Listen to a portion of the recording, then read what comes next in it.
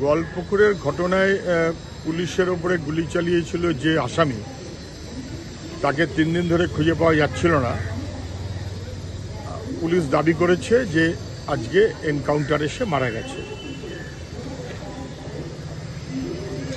DG তো গিয়ে বলে এসেছিলেন একটা গুলি চালালে 4টে গুলি চালানো হবে, একটা গুলির পরিপ্রেক্ষিতে 4টেই হোক আর 4টে গুলির পরিপ্রেক্ষিতে একটা গুলিই হোক, ইট ইজ এনকাউন্টার।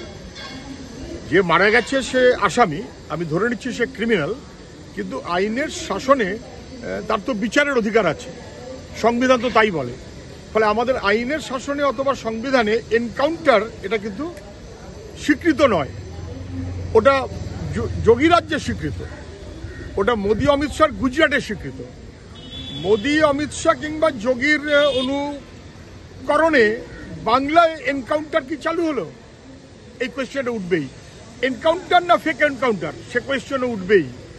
আসামি এটা ঠিক, কিন্তু এনকাউন্টার নাকি বিচার, কোনটা জরুরি ছিল?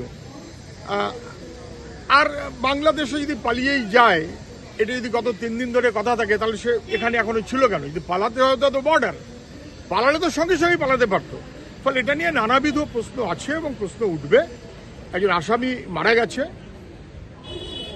এনকাউন্টার বলে বলা হচ্ছে, কিন্তু এটা আমাদের রাজ্যের চালু ব্যবস্থার সঙ্গে যায় না। আইনের শাসন না থাকলে যা হয়, দুষ্কৃতীদের অতিরিক্ত ভরসা যদি পুলিশ যোগায়, তাহলে দুষ্কৃতী মাথায় চেপে বসে পুলিশের এবং পুলিশ আক্রান্ত হয়। পশ্চিমবাংলায় এখন সেই ঘটনাই ঘটছে। এনকাউন্টার তার একটা